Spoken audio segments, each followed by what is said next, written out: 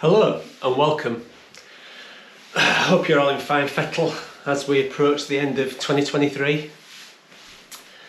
So, if you are a wild camper, like I am, do you know what your rights and responsibilities are when it comes to wild camping? Well, I thought I did until early this year. My wife and I, we were backpacking the Shropshire Way, and for the first time in nearly 40 years, I was asked to move on. So I did a video on my channel where I expressed my thoughts at the time, and it attracted a number of comments, and those comments made me go away and read a lot of extra things, research some extra things. And so what I'd like to do in this video is share with you what I found out and what I believe currently to be our rights and responsibilities when it comes to wild camping in the UK. Let's start by looking at our rights. So the first thing to consider is, I guess, who owns the land on which we want to camp? Well, in England, Wales and Northern Ireland, technically all land is owned by the Crown, and people or organisations can own land through leasehold or freehold. In Scotland, it's slightly different, but most of the land in Scotland is privately owned. The key takeaway is that all land is owned by somebody, although when you actually delve into it and try to work out who owns what, that's quite difficult to find out sometimes. But another interesting takeaway from this is that over half the land in the UK is owned by less than 1% of the population. When it comes to access to that land, Scotland differs hugely from the rest of the UK. And I think the general premise is kind of like this, that in Scotland everyone has got access to all the land with a few exceptions. And those would be things like people's back gardens, very close to buildings, that type of thing. In England, Wales and Northern Ireland, completely the opposite. No one has access to the land, but with a few exceptions. So these would be public footpaths and some of the more recently designated open access land. But there's this definite opposite approach between Scotland and the rest of the UK in terms of access. So what that means for us as wild campers is that wild camping in Scotland is pretty much allowed everywhere, obviously with a few exceptions, and those are mentioned in the Scottish Access Code, which I'll talk about a little bit later. In England, Wales and Northern Ireland, we have got no right to wild camp at all without the prior permission of the landowner. Without that permission, we are trespassing and we're committing an offence but not a crime. And that's because trespass is a civil offence and not a criminal one.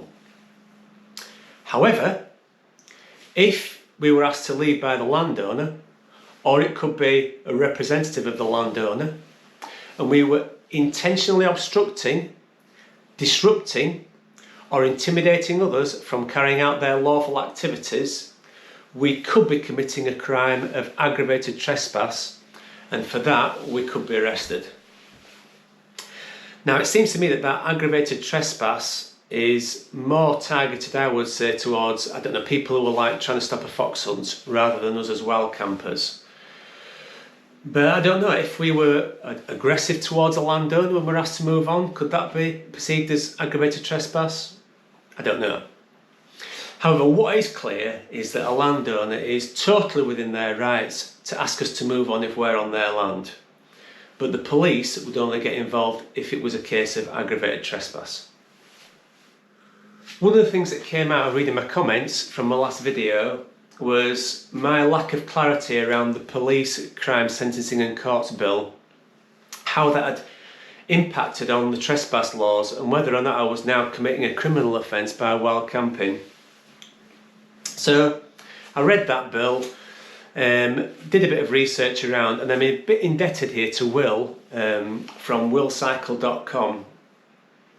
On his website, he is a person who does a lot of bike packing, and he too was a bit unsure whether or not now he was committing a criminal offence by wild camping. So what he did is he wrote a letter right to the top to the National Police Chiefs Council just to try and get some clarity around that situation. And I'm just going to read a couple of bits from the response that it got that I think apply to us. So in his response it said that the intention of the Act is not to interfere with the rights of those wishing to enjoy the countryside. The unauthorised encampments provisions are not targeted at rough sleepers nor at those looking to access the countryside for leisure, such as ramblers and other groups. The provisions will apply to anyone who refuses to leave the land and causes harm, meeting the conditions of the powers within this guidance. So what that clearly says is that it really doesn't have anything to do with us as wild campers. So my understanding now is that nothing has changed there with regards to the trespass laws in the UK. So those are our rights for wild camping in the UK. So what would my advice be if you were planning on wild camping in England or Wales? Well, I think first of all, just accept that you're trespassing if you don't have the landowner's permission.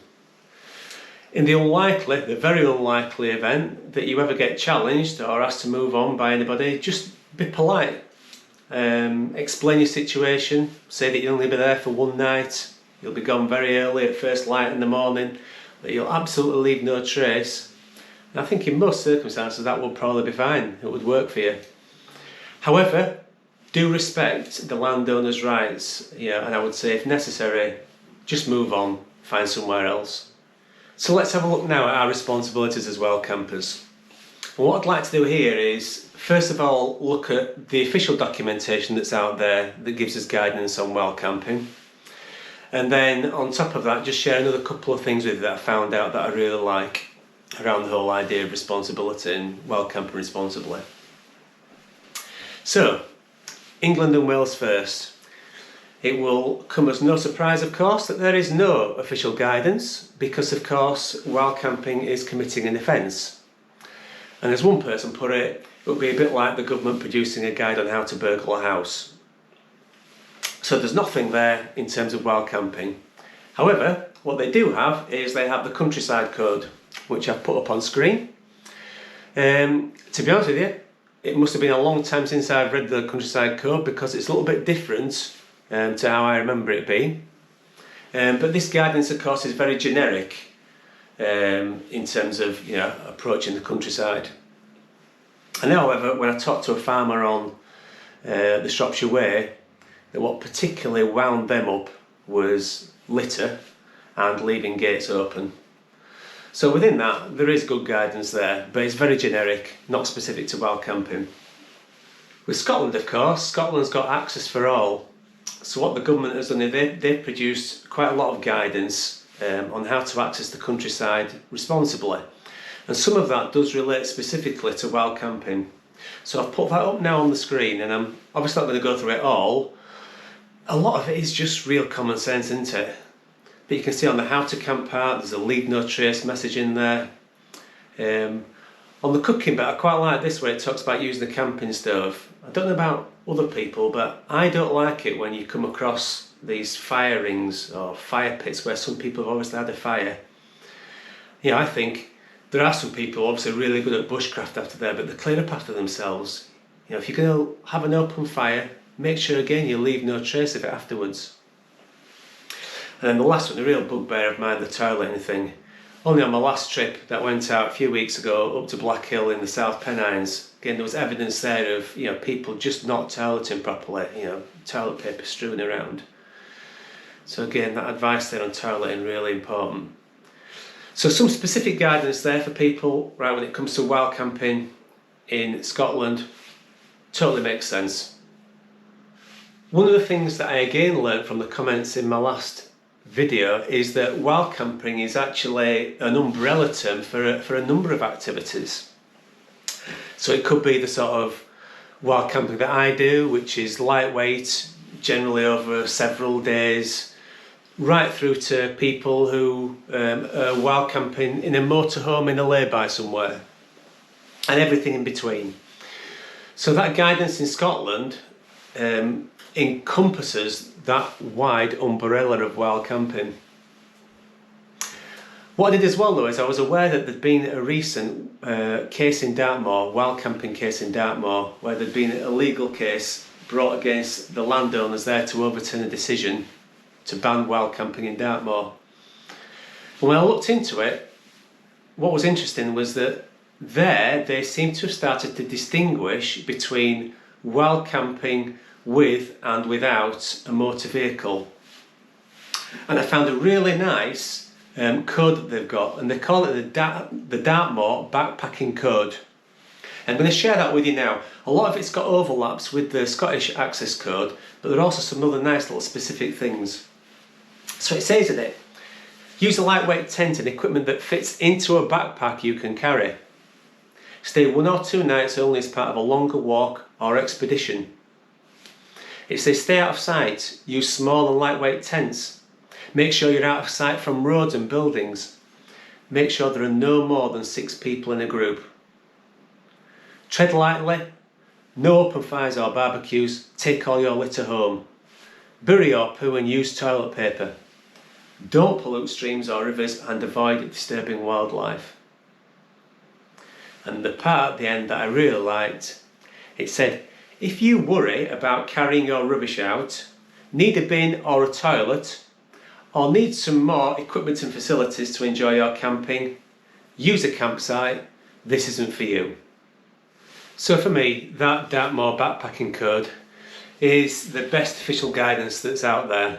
I really like it. It's nice and concise, straight to the point, yeah, does the job.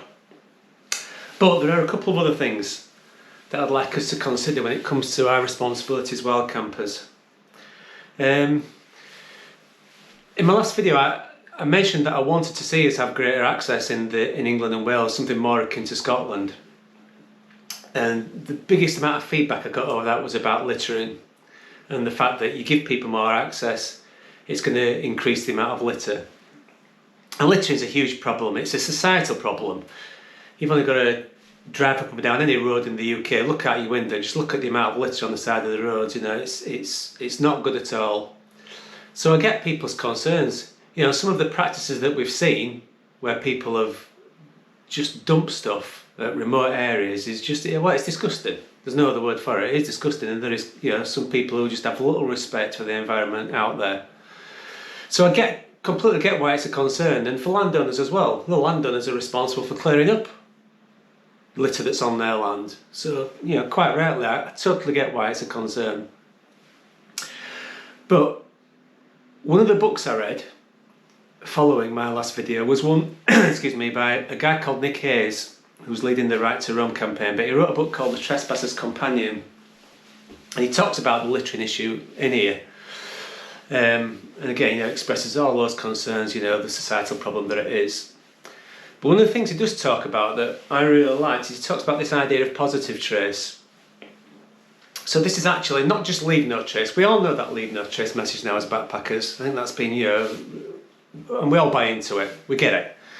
But he talks about positive trace, where this is actually, we try to leave the countryside better than what it was when we arrived. Well, how do we do that? Well, in practice, what it means is that we pick up litter when we see it. And I know it's something, I've seen a lot of other people doing it on YouTube who backpack already, you know, it's something that I've started to do myself. And it's dead simple. If I'm going on any sort of a backpacking trip now, or even sometimes out for a day walk, I'll just put a plastic bag into my rucksack with me. If I see any litter out on the trail, I just pick it up, put it in the bag. It's dead easy to quick to do. Now, we can argue and say, well, that's not our responsibility, no, that's somebody else who's dropped it. But there's a couple of arguments to that. I think the first one is that I can't guarantee 100% that I've never littered in a wild area. You know, that something hasn't dropped out of my rucksack accidentally. Not purposefully littered, but accidentally littered. And the other thing was, the other day when we had strong winds blowing around where I live, a load of rubbish blew into my garden. Well, I can jump up and down and complain about that. It's not going to make any difference. The only thing that makes a difference is if I go outside, pick it up, and then the area is clean. And so I kind of feel a little bit like that. And knowing that it may be that somebody else has dropped it, I think by taking responsibility, clearing it up for them, by us taking that responsibility, we're showing that care for the environment, but also it's a good message to landowners as well, that they can see that we're kind of on their side, that we too, don't want to see any littering in the environment. If I was going to write a wild camping code, it would be that Dartmoor backpacking code, plus something on positive trace. And how about that collectively we could take responsibility for litter and ensuring that the environment was kept as clean as possible. Okay, I'd like to finish off now, if I can, with this, which comes from Nick Hayes' Trespass Companion. And when I read it, it really kind of resonated with me, really. So I'd like to share you with it. This comes from the Finnish right to roam. And Finnish people, like the people in Scotland, have really good access rights to the land, but with it, obviously a lot of responsibilities. So if I can read this to you, it says, "When you are on private land, remember that you are not only a guest in nature, but a guest of the landowner. You may wander freely and swim, cycle, canoe, go hook and line or ice fishing, and even set up a tent for the night in some places. But use your best judgment and respect the privacy and rights of others too." I just think that's a really nice way of summarising our whole, responsible attitude to wild camping. The fact that whenever we go out, we are a guest. We're a guest of nature, the surroundings, but also the landowner, and we've got that need to treat it with respect when we go out there. And as I say, leave it if we can, even better than it was when we went there. If you've got this far, thank you for listening. And obviously, a lot of those are my own viewpoints again that I've expressed. And I would be really grateful again. I love the conversation. I love when people come back to me and give me an alternative viewpoint. I really appreciate those. It makes me think and it challenges me. So if you've got anything that you'd like to add, please do so in the comments below. But thank you for watching. Hope 2024 is great for everybody. Take care.